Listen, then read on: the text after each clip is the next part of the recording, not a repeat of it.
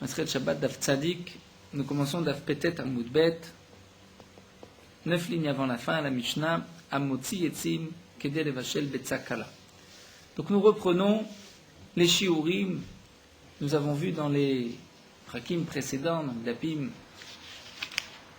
de la fin du 7e et du 8e Pérec, lorsqu'un homme va sortir un objet ou un aliment d'un domaine à un autre, il y a un shiur, une quantité, et ce n'est qu'à partir de ce volume, de cette quantité, qu'on a transgressé Shabbat et qu'on devra apporter un korban, si cette transgression s'est faite sans faire exprès, ou il y aura mita dans le cas où la vera a été faite bémézid, intentionnellement. Le shiur, comme nous l'avons vu par exemple pour les aliments, c'est kegerogeret, comme le volume d'une figue. Pour d'autres choses, la Gemara nous avait rapporté, pour le roseau, pour le dio, pour l'encre, chaque chose avait son shiur, un morceau d'argile, un morceau de terre. Et là la Gemara continue avec une nouvelle Mishnah, Motzi Etzim. Si un homme sort du bois, quelle est la quantité importante, qu'à partir de cette quantité on considère qu'il a sorti un volume important, il a transgressé Shabbat, Kedei Levashel Betza Kala, de quoi faire cuire un œuf kala léger. Et nous avons déjà vu, la Gemara avait rapporté que Betza Kala, il s'agit d'un œuf de poule qui cuit le plus vite. Et aussi la Gemara avait expliqué que ce n'est pas tout le volume de l'œuf, puisque Ochalim, un œuf, la quantité c'est kegerogeret comme le volume d'une figue, et la Gemara avait expliqué le volume d'une figue d'un œuf. Donc là aussi, à Motzi Etzim Kedei Levashel Betza Kala, nous avions revu le même shiur concernant un morceau de roseau qui avait été fendu, qu'on brisait, qu'on ne pouvait pas utiliser pour écrire, pour fabriquer, pour faire une plume, un stylo. Le shiur était aussi de faire cuire une Betza Kala, nous le reprendrons dans la Gemara. Tavlin, si un homme fait sortir des épices, Kedei Letavel Betza Kala, de quoi épicer un petit œuf, ou Metztafim Zeimze, et tous les épices vont s'associer pour compléter le volume, le shiur. Clippé et gozim, les écorces de noix. Et Rashi nous dit, ce sont cette écorce verte qui se trouve au-dessus de la coquille de l'écorce de la noix et qui va tomber déjà, lorsque les noix tombent et qu'elles vont sécher, ces écorces vont aussi tomber. Clippé rimonim, ou bien les écorces des rimonim, des grenades, istis ou pois, supposons que c'est des plantes qui sont utilisées pour fabriquer de la couleur. Istis c'était pour la couleur bleue et pois pour de la couleur rouge. Kedei litzvoa baem beget katan pi sevachan. Quel est le shiur de ces plantes? De quoi teindre un petit habit?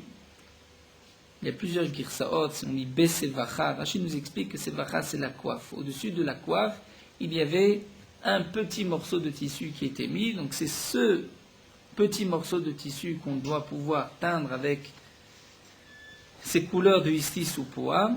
Donc on va dire ou bien beget katan besevacha, ce petit habit qui se trouve sur la coiffe, ou pisevacha au-dessus, sur le bout de la coiffe. Nous avons même vu une autre girsa un peu plus haut lorsque la Gemara avait rapporté d'Afainten. D'Afaintet, la Gemara avait dit Beget Katan l'épi sevacha. Vraiment pour ce morceau de tissu qui se trouve en haut de la coiffe. Meraglaim, si un homme fait sortir des urines. Neter, Rachid nous dit c'est une sorte de terre qui est appelée du nitre. Ou borit, en général on traduit borit par le sable. La Gemara dira que c'est peut-être du sable, ou encore ahala, nous dit la Gemara, c'est une plante appelée aloès.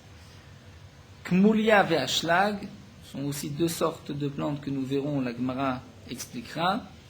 Quel est le shiur? Kedei lechabez beget katan pi sevacha. De quoi laver ce petit morceau de tissu qui se trouvait au-dessus de la coiffe? Rachid nous explique qu'on utilisait tout cela pour laver les habits. Rabbi d'Omer, Kedei lehavir et ketem. Rabbi nous dit de quoi faire passer un ketem, comme nous l'avons vu dans Masret Nida, lorsqu'il y a une tache de sang sur un habit, on ne sait pas est-ce que c'est du sang de Nida ou c'est autre chose, il a la possibilité de laver avec 7 sammanim, dont les quelques sammanim qui sont rapportés ici. Si après ces 7 sammanim, on a passé sur le keten, sur la tache, le sang n'est pas parti, c'est une preuve que ce n'est pas du sang de Nida. La Gemara nous dit Tanina Chadazimna. Donc nous reprenons. Si un homme fait sortir du bois, c'est de quoi faire cuire un petit œuf, un œuf de poule. Un œuf léger plutôt pour des betsakala, et c'est l'œuf de poule. Tanina Chadazimna, nous dit la Gemara, nous l'avons déjà enseigné. C'est marqué Kané. Lorsqu'un homme fait sortir un morceau de roseau qui est de la saute koulmous, de quoi faire koulmous, un stylo, une plume, Imaya Av, s'il est épais, Omeroussas, ou bien brisé, fendu, et qu'on ne peut pas écrire avec, à ce moment-là, le chiot, c'est comme du combustible, comme du bois, que des vachel betsakalash babetzim, de quoi faire cuire un œuf léger, donc l'œuf de poule, teroufa mélangé avec de l'huile, venetuna bigifas, et placé dans une casserole, qui est déjà chaude, comme l'avait expliqué Rashi un peu plus haut. Donc la Gemara nous dit pourquoi répéter, c'est exactement la même chose. La Gemara répond, Maoudetema, j'aurais pu croire. Tam ou de l'ochazelemide, là-bas pour le roseau, le canet, lorsqu'il est brisé, on ne peut pas l'utiliser pour autre chose que de le brûler. Donc le chiot, c'est betsakala, avaletzim, mais du bois. Des chazou, les kachad et aklida. On peut s'en servir pour les dents d'une clé. À filokol chiou, j'aurais pu croire que même lorsque je vais sortir un tout petit chiot, tout petit volume, je suis chayav kamash malan. Donc là, l'agma vient nous dire non, c'est aussi le chiot de pouvoir faire cuire cette betsakala. La Gemara continue tavlin des épices que des tavel betsakala, de quoi épicer un œuf. Urminou, et pourtant nous avons une braïta de la Gemara. C'est marqué. Tavlin des épices. Concernant l'interdiction de orla, tout fruit, plante qui pousse sur un arbre, les 3 premières années, nous avons l'interdiction de consommer ce fruit. Ce fruit est interdit à la consommation et aussi d'en tirer profit. Donc, tavlin, si c'est des épices, shnaim veshalosh shemot, 2 ou 3 noms, mimin echad, de la même espèce. C'est-à-dire, nous dit Rashi, par exemple, du poivre blanc, du poivre noir et un poivre long. C'est 3 noms différents, mais c'est de la même espèce. Ou bien encore, omishlosham minim, ou bien 3 épices de 3 noms différents, du poivre, du karkoum, du kinamon, de la cannelle. Asurim, ils sont interdits, ou mitztafim imze, et ils vont s'associer au shi'ur. Rashi explique, Asurim, ils sont interdits, c'est-à-dire lorsqu'on les a mélangés. Eux-mêmes, c'est sûr qu'ils sont interdits, c'est de la orla. Même lorsque on va les mélanger, toute la marmite devient interdite, puisque c'est une marmite qui a été épicée par des épices de orla. Et la Braïta, la Mishnah continue, mitztafim zeimze, ils peuvent s'associer aussi au shiur. Même s'il y a dans une épice, il n'y a pas suffisamment de quoi épicer cette marmite. La seconde non plus, il n'y a pas suffisamment. La troisième non plus. Mais toutes les 3 ensemble, il y a suffisamment de quoi épicer la marmite. Donc la marmite deviendra interdite puisqu'elle a été épicée avec des épices de orla. Vamar Cheskia a dit, dans quel cas on peut dire que les 3 vont s'associer, et nous commençons de la tzadik, bemine metika chanou. Seulement lorsque les épices vont toutes donner un goût doux, metika, goût sucré à la marmite au plat. Oil veroim le matek kedera, puisqu'ils vont adoucir la marmite. Donc on voit que c'est seulement tamadechazou le matek kedera. C'est seulement lorsque les épices ont le même but, c'est-à-dire elles vont adoucir. Mais lorsqu'on a une épice qui va adoucir, une autre qui va relever, une autre qui va mettre un peu de piquant dans la marmite, a priori, il ne peut pas y avoir d'association, puisque ce n'est pas le même but d'épices. Halavachilo, et pourtant, dans notre Mishnah, lorsque c'est marqué mitztarfim zeimze les épices, on ne fait pas de distinction, on dit toutes les épices vont s'associer au volume. L'Agma répond, achiname chazou le matek. Ici aussi dans notre Mishnah, on ne parle que d'épices qui vont adoucir, qui vont donner un bon goût au plat.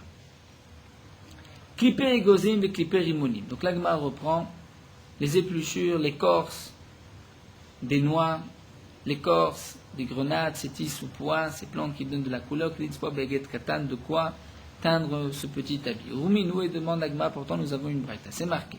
Hamotzi samanim shruim, si un homme fait sortir samanim, donc des plantes qui vont donner de la couleur, shruim, qui ont été déjà trempées, quel est le shiur kedel itzboa baem dugma leira, même si ce n'est que de quoi teindre dugma, c'est-à-dire un modèle, un exemple, les ira comme le ira du gardi. C'est-à-dire, Rachid nous explique, Le tsaba, celui qui avait l'habitude de teindre, qui vendait les couleurs, avait l'habitude de montrer des échantillons à celui qui voulait acheter, dire tu veux cette couleur ou cette couleur, et cet échantillon, il était suffisamment de quoi mettre, de quoi boucher le roseau dans lequel on mettait la pelote de la trame du gardi du tisserand.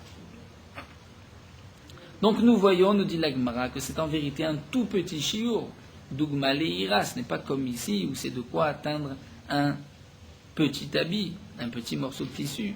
Amar Rav Nachman répond, Amar Rabba Baravoua, les filles chez Nadam Toreach Lishrot Samanim Zwabaim Dougma Leari. Tout dépend, nous dit Rav Nachman, si les Samanim ont déjà été trempés ou s'ils ne l'ont pas été. Si les Samanim n'ont pas été trempés, donc il faut les tremper. Et pour les tremper, un homme ne va pas se fatiguer à prendre très peu de samanim, de les tremper pour pouvoir ensuite fabriquer la couleur. Donc là, il faut le chiour de quoi teindre un petit habit. Mais si les samanim sont déjà trempés, donc là, parfois, même un petit morceau qui va servir à teindre cet échantillon a son importance, et donc on est chayav, même lorsqu'on a fait sortir que cette dougma, cet échantillon. La Gemara l'avait déjà rapporté d'afin à une tête, nous avions déjà vu la réponse de Rav Nachman. Meraglaim, la Gemara nous dit si un homme fait sortir des urines.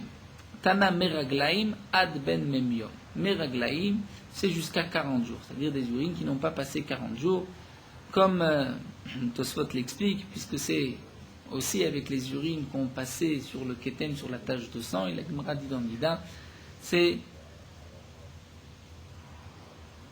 des urines qui ont entre 3 et 40 jours. Après 40 jours, les urines n'ont pas le même effet et ne vont pas enlever la tache. Néter, nous dit la Gemara le Néter, donc Rachel avait expliqué que Néter c'est une sorte de terre, le nid, Tanan Néter Alexandrie, de le Néter Anfantarim.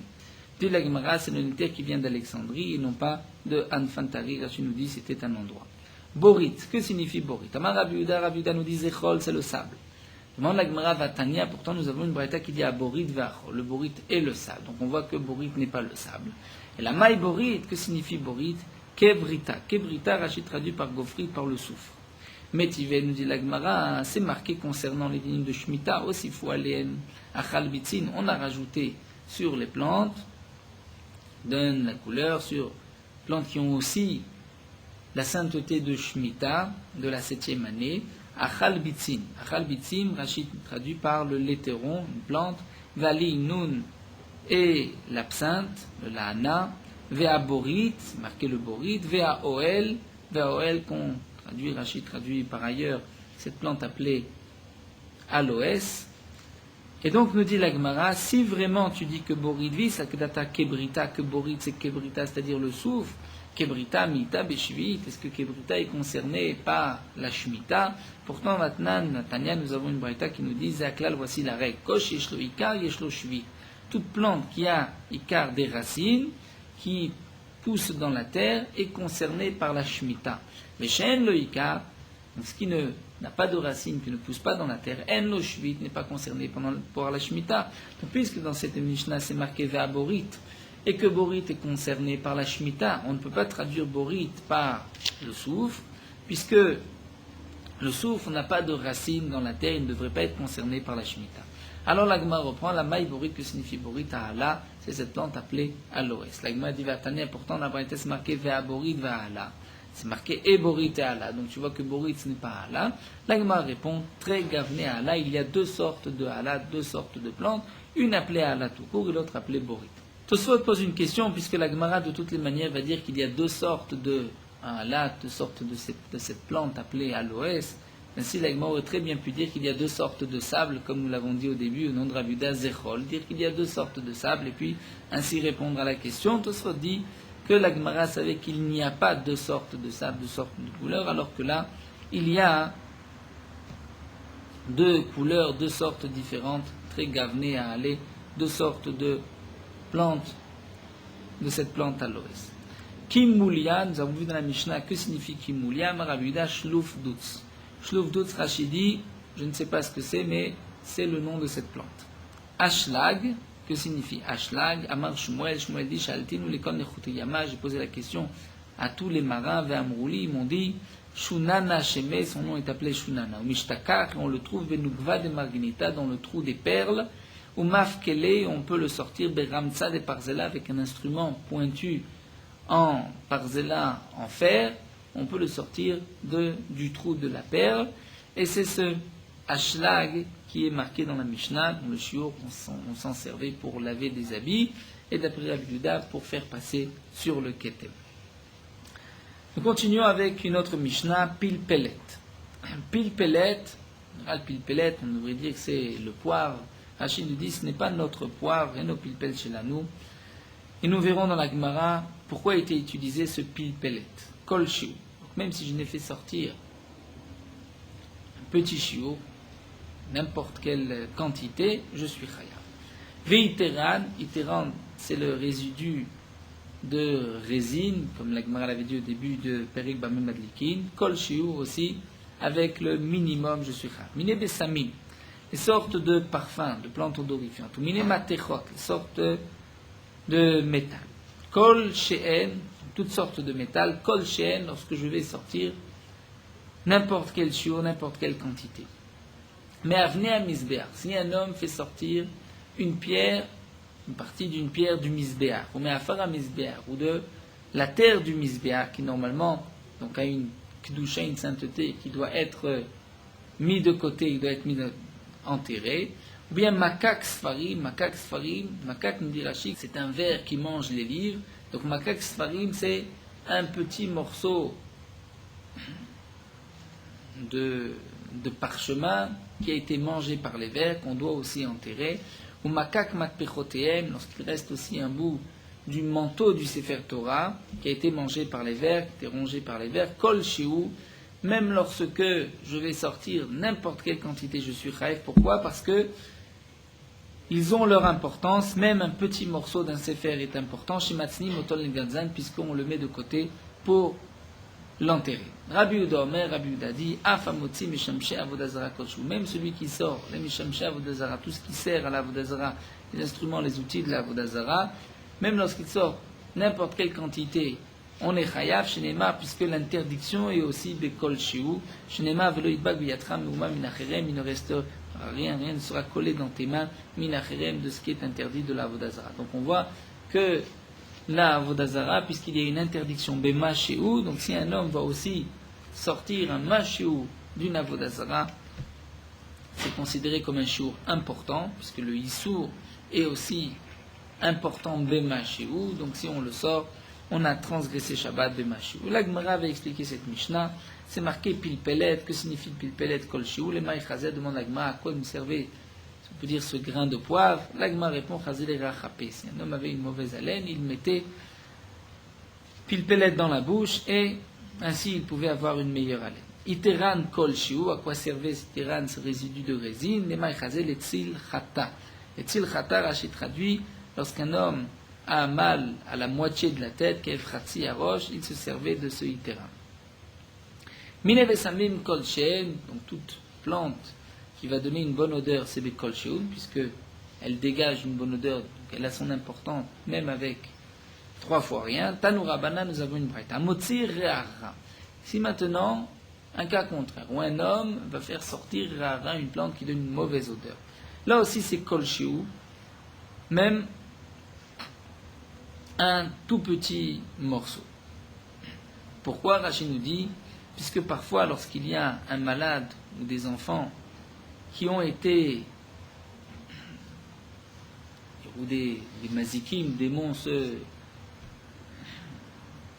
tournent autour d'eux, on avait l'habitude de faire fumer cette mauvaise odeur comme la plante appelée chalatit, et ainsi on faisait partir les mazikim. Shemen tov, de la bonne huile, aussi c'est kol shiu. Argaman, du pourpre, cette couleur rouge, kol shiu, même pour une petite quantité. Rachid nous dit, mais je ne sais pas à quoi va nous servir une petite quantité de rouge.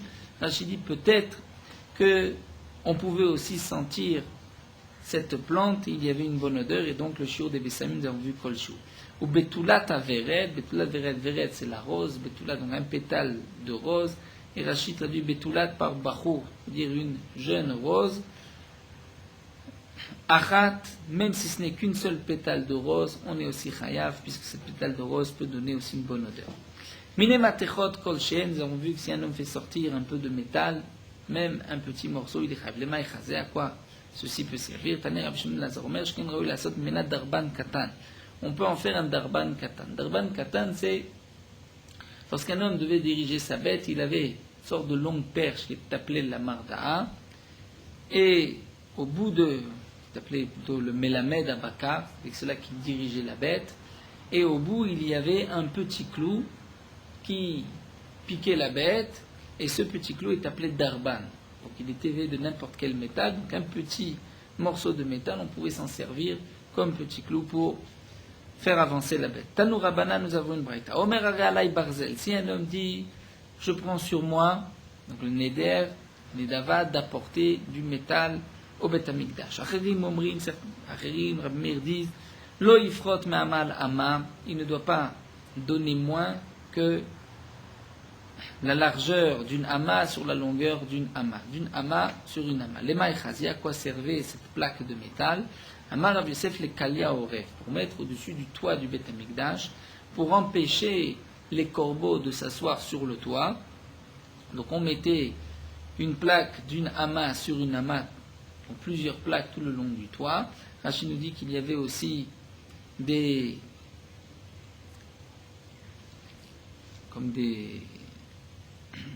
clous tout le long de cette plaque, et donc les corbeaux ne pouvaient pas s'asseoir sur le toit du Bet Amikdash. D'après notre version, d'après notre version, ceci avait été dit différemment. On dit tu ne dois pas donner, si tu as pris sur toi l'engagement d'amener du fer au Bet Amikdash, tu n'apporteras pas moins que le Kalia Orev. Et Kamaï, combien c'est ce Kalia Orev, cette plaque pour faire partir les corbeaux? Amar Rav Yosef, Amal, Ama. Donc là, Rav Yosef viendrait dire c'est une ama sur une ama. Nechoshet, si un homme a décidé de donner du bronze, du cuivre au Bet Amikdash, lo yifrot mea kesef. Il ne devra pas donner moins que l'équivalent d'une pièce mea kesef. Tania Rab Lezer Omer, lo yifrot mitzinura ktana shel nechoshet. Rab Lezer dit, il ne donnera pas moins que tzinura ktana, c'est-à-dire qu'une petite fourchette en cuivre. Les maïchazé, à quoi sert cette fourchette en cuivre? Amar Abayish mechatitim baita ptilot, puisque c'est avec cette petite fourchette qu'on pouvait enlever le brûler des mèches, et qu'on pouvait nettoyer les nérotes, les petits récipients où se trouvait l'huile et les mèches de la menorah dans le Bet Amikdash. Nous reprenons les dynimes de Shabbat. Nous avons vu makak sfarim, makat matpechot. Si un homme a transporté donc un morceau de livre qui avait été mangé par les vers, qui est appelé makak, ou bien un morceau du manteau du Sefer Torah qui a été mangé par les vers. Amar Rabbi Yehuda. Rabbi Yehuda va nous donner le nom des vers. Quel vers va manger les livres? Quel vers va manger les habits? Nous allons voir même les aliments. Amar Rabbi Yehuda, makak des cifres. Makak, c'est le ver qui mange les livres. Tachar des shirae, c'est le ver qui mange les habits, qui mange la soie. Ve'ila des inve. Ila, c'est le ver qui mange le raisin. Ou pe des teene. Pe, c'est le ver qui mange les figues. Veha des rimone. Le ha, c'est le ver qui mange les rimonim, les grenades. Kulhu sakante. Tous ces vers sont dangereux. Si on les mange, on risque la vie. Haout al-Mida, nous raconte l'Agma, il y avait un élève d'Aviyatif Kamed Rabbi Yochanan qui était assis devant Rabbi Yochanan avec Achli Teene. Il mangeait des figues. Amar le, il a dit, Rébi, maître, Kotsim Yeshbetelim, il a l'air d'avoir des épines dans ses figues. Rachid nous explique qu'il y avait cette tolaat, il y avait ce ver dans la figue, et ce ver était en train de lui piquer la gorge, et comme nous l'avons vu que c'est un danger, à ce moment-là, Rabbi Yochanan a marlé, il lui a dit Katle pe l'Eden. Pe, c'est ce ver qui est dans les figues, a tué l'Eden à celui-là, à cet élève. Nous continuons avec la dernière Mishnah du Perek, Amotzi Kupat Arochlim. Si un homme va sortir Kupat harochlim, c'est-à-dire la petite boîte du colporteur. Le colporteur avait des parfums, des plantes odorifiantes qu'il allait vendre de ville en ville. Afalpi sheshba minim arbe, même s'il y a dans la même boîte plusieurs sortes, eno chayav ela chatat echat. Il n'est chayav que d'un seul chatat, puisque le tout est considéré comme une seule otsa'a. Zirone gina, si un homme fait sortir des graines qu'on peut semer dans un jardin, pachot migrogeret, un peu moins que la grogeret, que le volume d'une figue. Rashi nous dit bien qu'en général les ochlim, les aliments sont des grogeret, mais étant donné que ces graines sont destinées à être semées, donc c'est un peu moins que grogeret. Rabbi Yehuda ben Betera mechamisha. Rabbi Yehuda ben Betera nous dit, même si tu as sorti 5 graines, tu es chayav. Nous tournons la page. La Mishnah continue, zera kishuim. Si un homme va sortir des graines pour planter kishuim, des courgettes. Shnaim, lorsqu'il en sort 2, il est chayav. Zera diluim shnaim. Les graines plantées de la courge, c'est 2. Zera pula mitzri, les graines des fèves à mitzri d'Égypte, shnaim 2. Donc à motzi chagav chai kol shiu, celui qui fait sortir chagav, une sauterelle, chai vivante, taor, qui est pure, c'est-à-dire qui est cachère, qui peut être mangé, kol shiu, même s'il fait sortir un tout petit shiu. Normalement, le chagav, c'est-à-dire la sauterelle, le shiur devrait être kegrogeret, comme le volume d'une figue, puisque c'est un aliment, ça peut être mangé. Et bien là, c'est kol shiur, nous explique Rashi, puisqu'on le garde pour les enfants, on donne aux enfants ces sauterelles pour jouer avec. Donc même kol shiur a un shiur important. Mais lorsque la sauterelle est morte, mais sur la sauterelle, on n'a pas besoin de l'égorger, de faire de shrita, donc elle va avoir le statut de tout aliment, et c'est kegrogeret comme le volume d'une figue. Tziporet kramim. Tziporet kramim, l'agma expliquera qu'est-ce que c'est exactement. Ben chaya ben meta, qu'elle soit vivante ou morte, kol shiu, son shiur, et kol shiu, même un petit morceau. Chez Matzni, mota l'irfoua, puisqu'on la garde, l'irfoua comme remède, comme médicament. Rabbi Yehuda Omer, Rabbi Yehuda dit, afamotzi chagav chai tameh kol shiu. Rabbi Yehuda dit, même si un homme va sortir, chagav chai, une sauterelle vivante tamée, donc qui n'est pas cachère, qu'on ne peut pas manger, kol she'u, là aussi c'est le shiur kol she'u, même un tout petit morceau. Pourquoi chez Matzni, moto le katan esrugu, même si cette sauterelle est toute petite, étant donné qu'elle est vivante, on la donne aussi à un enfant pour que cet enfant puisse jouer avec. Donc nous verrons, l'agma expliquera que d'après les chachamim, c'est seulement chagav chai taor, puisque de peur, chagav chai tamé, si on la laisse à un enfant, peut-être la sauterelle va mourir, l'enfant va la manger, puisqu'elle n'est pas cachère, on va faire transgresser l'enfant. Donc chagav chai taor était donné aux enfants, chagav chai tamé n'était pas donné aux enfants, et Rabbi Yehuda dira que on donnait aussi ces sauterelles aux enfants. La Gemara va expliquer la Mishnah. Donc nous avons vu tout d'abord que le shiur important pour les Ironegina, c'était Pachon Goget ou Chamisha ou 5, et la Gemara nous dit, parmi nous pourtant nous avons une braïta qui dit Zevel, du fumier, Vechol, Adak, et du sable fin, qu'aider les Avel, Klar Shel Kerouf. Quel est le shiur? De quoi utiliser comme engrais pour une racine de crouve de chou. D'Ivra Rabbi Akiva sont les paroles de Rabbi Akiva. Chachamim Morim qu'ils avaient Krisha. D'après les Chachamim, de quoi mettre tout autour du poireau. Donc on voit, et là est la question de la Gemara, que puisque lorsqu'on va déplacer du fumier, c'est pour même Klar Shel Krouv, donc une seule graine Klar Shel Krouv a son importance. Donc pourquoi ici il faut 5 ou Kegrogeret de graines? Et la Gemara va répondre, Amara, pas tout dépend. Si c'est des graines qu'on va semer ou des graines qui ont déjà poussé. Hadezria delozria. Lorsque elles ont déjà été semées, donc là effectivement, elles prennent une importance, même pour Klar Shel Krouv. Mais lorsqu'elles n'ont pas été encore semées, donc ces graines n'ont pas la même importance. Il en faut 5 ou un peu moins que Grogret, comme nous l'avons vu dans la Mishnah. Donc Rav Papa nous dit,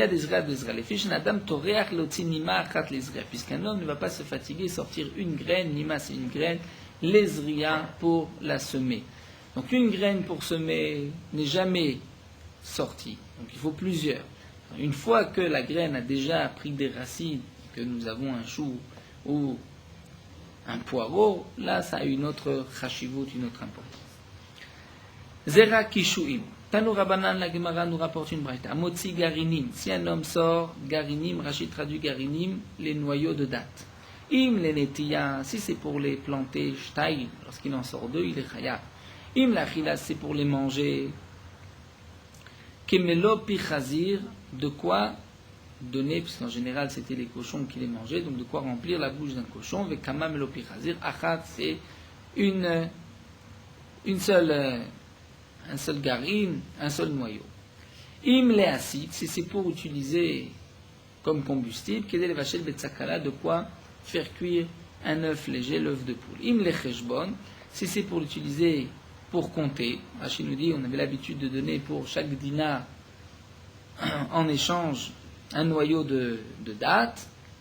Shtaim c'est 2, Achim, Omrim, Chamesh, d'autres disent non, c'est 5, puisque jusqu'à 5, on n'a pas besoin de date pour compter. On voit 1, 2, 3, 4, 5. C'est seulement lorsqu'on a, à partir de 5, qu'on prend un noyau de date pour remplacer les pièces. Tano Rabbanan, nous avons une braïta qui nous dit Amotzi shne nimin, si un homme fait sortir 2 poils de cheveux, misana vasous, de la queue d'un cheval, ou misana vapara, de la queue d'une vache, chayav, il est chayav. Pourquoi à partir de 2 poils de cheveux? Shmatznim moto les nishivim, puisqu'on les utilisait, les nishivim, pour fabriquer des pièges aux oiseaux. Miksha shel chazir, si c'est les poils durs qui se trouvent sur la colonne vertébrale du cochon, achat, même lorsqu'on en fait sortir une seule, on est chayav. Rachid nous dit, puisqu'on pouvait l'utiliser au bout du fil de couture. Tsori dekel shtaim, lorsqu'on prend les feuilles de dekel, les feuilles du palmier, qui vont être épluchées, enlevées pour fabriquer même des paniers par exemple, à ce moment-là, shtaim, lorsqu'on en fait sortir 2, on est chayav, puisque 2, comme les jetés baténirim, nous avons vu dans le métier à tisser, lorsqu'il y a 2 fils de la chaîne, c'est déjà important. Toré dekel nous dit Rashi, c'est plus fin que le tsori dekel, c'est ce qui pousse tout autour du palmier, même si on n'a qu'un seul, on est chayav. Rashi dit, je ne sais pas, à quoi va servir ce tori dekel. Il est assez étonnant de remarquer que chaque fois que Rashi nous dit, je ne sais pas pourquoi, nous avons une aga du Rabbi Akiva Eger qui nous renvoie à un Rashi dans Brachot, et dans Masechet Brachot, Rabbi Akiva Eger rapporte tous les Rashis dans le chasse où Rashi dit je ne sais pas. Et nous avons aussi un dans le Daf Petet à Moudbet, que nous avons étudié dans le Daf précédent, Parou Verabou Rashi dit V'loïd Naïchan Remiza, là aussi Rabbi Akiva Eger nous renvoie. Ainsi, tout le long de la Masechet du chasse, on peut retrouver le même point de Rabbi Akiva Eger dans Gilion HaShas. La Gemara continue, Tziporet Kramim, Benchaim Meta Kolshu. Maï Tziporet Kramim, que signifie cette Tziporet Kramim? Amaraf Palia Biare. Rachid nous dit c'est son nom. Là nous avons Rabbeinu Hananel qui nous dit que c'est une sorte, Mine Chagavim, une sorte de sauterelle. Amarabaye ou Mishtakar Bedikla. Et on le trouve dans le palmier d'Echad Nevara. Donc d'Echad Nevara, nous dit Rachid, que un palmier qui n'a pas encore poussé, qui vient juste, il y a un premier contour qui s'est fait. Et on l'utilise pour l'intelligence, pour ouvrir le cœur. Comment ça? D'abord, il va manger, il va le couper en 2, et il va manger la moitié du côté droit. Ou palga desmale, l'autre moitié du côté gauche, ramele begufta de nechacha, il va le mettre dans un tube en cuivre, il va le fermer, beshitim gush panke, avec 60 seaux, 60 fermetures, Rachid dit l'avdafka 60, c'est-à-dire plusieurs fois. Vetalele beivra desmale, il va le mettre sous le bras gauche. Vesimaner, le siman, pourquoi sous le bras gauche? Puisque c'est marqué lev chacham limino, le cœur de l'intelligent est à sa droite, lev ksil lismolo, de l'idiot c'est du côté gauche. Donc là aussi, cet homme qui a besoin de chokhma, donc il va le mettre du côté gauche. Vechakim kama debae, et il va, hakim, c'est-à-dire il va étudier tout ce qu'il a besoin, Vegama, Kama Debae, et donc Hakim, Gamar, étudier, réfléchir, toutes sortes de chokhmot, tout ce qu'il veut, Veachile les darpalga, et ensuite il doit manger l'autre moitié. Ilo, parce que sinon, Miaker Talmuda, il oubliera son étude. Nous terminons avec cette marloquette entre Rabbi Yehuda et les Chachamim. Donc les Chachamim ont dit, si c'est Chagav Chai Taor, une sauterelle vivante, Taor, qui est consommable, qui est cachère, Kol Shiu, puisqu'on la laisse pour les enfants. Mais lorsqu'elle est impure, elle est tamée, on ne peut pas la manger, donc on ne la laissait pas aux enfants. D'après Rabbi Yehuda, même le Chagav Chai tamé était laissé aux enfants. L'Agma nous dit Tanakama savar lo. Et Tanakama pense que lorsque la sauterelle n'est pas cachée, elle n'était pas laissée aux enfants, et donc on ne peut pas dire que le shiur est kol shiur. Maïtama, pour quelle raison? Dilma achile. Elle n'était pas laissée aux enfants, de peur que l'enfant va manger la sauterelle. Yachi demande à Gemara Tahor Name. Si c'est ainsi, même une sauterelle cachère qui est vivante, on devrait dire aussi que c'est interdit. Pourquoi? Rav Kahana, avec Kaim Kamedera, puisque Rav Kahana était assis devant, était debout devant Rav, et avec Kamavar Shushiba Apuma, il passait cette sauterelle Shushiba, sorte de sauterelle cachère, devant sa bouche. Amarle, il lui a dit, Chakle, enlève-la, pour ne pas qu'on dise que tu la manges. Et quelle est l'interdiction de manger cette sauterelle? Et tu vas transgresser l'interdiction de Bal Shaketsu et Nafshoterem. C'est-à-dire, lorsqu'elle est vivante, lorsqu'on te voit avec cette sauterelle vivante devant ta bouche, on pense que tu vas la manger vivante. C'est vrai qu'il n'y a pas d'interdiction de Verminacha, et comme dit Rashi, il n'y a pas d'interdiction puisque il n'y a pas de Shrita, mais malgré tout, il y a cette interdiction de dégoûter son âme, c'est-à-dire de manger des choses répugnantes. Donc là aussi, une sauterelle vivante, même si elle est cachère, demande la Gemara, on ne la donnait pas aux enfants, de peur que cet enfant va la manger vivante. Si l'enfant la mange vivante, il va transgresser Balte Shaketsu. Et Rashi précise, bien que on n'est pas obligé d'empêcher un enfant de transgresser, si un enfant Ochel Nevelot, on n'est pas obligé de l'empêcher, mais là, on donne cette sauterelle dans les mains de l'enfant, et de lui donner, c'est l'interdiction, puisque c'est les sources Fia. Donc la Gemara demande, si vraiment la raison d'après Tanakama, c'est de peur que l'enfant va manger la sauterelle qui est non cachère, alors à ce moment-là, même la sauterelle cachère, on ne devrait pas la laisser aux enfants de peur qu'il va la manger vivante. La Gemara répond, elle a dit, le problème c'est que peut-être la sauterelle va mourir, et ensuite il va la manger. Donc si c'est une sauterelle vivante, il n'y a pas une sauterelle cachère, pas de problème, puisque même s'il la mange, il n'y a pas d'interdiction de manger une sauterelle cachère. Si c'est une autre sauterelle qui n'est pas cachère, qui est tamée, là les Chachamim ont dit on ne la gardait pas aux enfants puisque l'enfant risque de la manger. Vers Rabbi Yehuda dit non. Même une sauterelle non cachère pouvait être donnée vivante aux enfants. Pourquoi? Puisque Imaïe, si la sauterelle va mourir, après que cet enfant ait joué avec la sauterelle, Katan Mispet Sapidla. L'enfant va au contraire regretter la mort de cette sauterelle, il ne va pas la manger, il va à Mispet Sapidla faire une oraison funèbre, donc ça veut dire qu'il va la regretter, la pleurer, et il ne va pas la manger. Donc d'après Rabbi Yehuda, on peut laisser même une sauterelle vivante, non cachère à un enfant, puisque c'est sûr qu'il ne la mangera pas. Et donc puisqu'elle est laissée aux enfants, donc le shiur, son importance, c'est même bekol shiur, même une toute petite quantité, et on est donc chayav si on fait sortir cette sauterelle. D'après les chachamim, seulement une sauterelle cachère pouvait être donnée aux enfants, et non pas une sauterelle non cachère.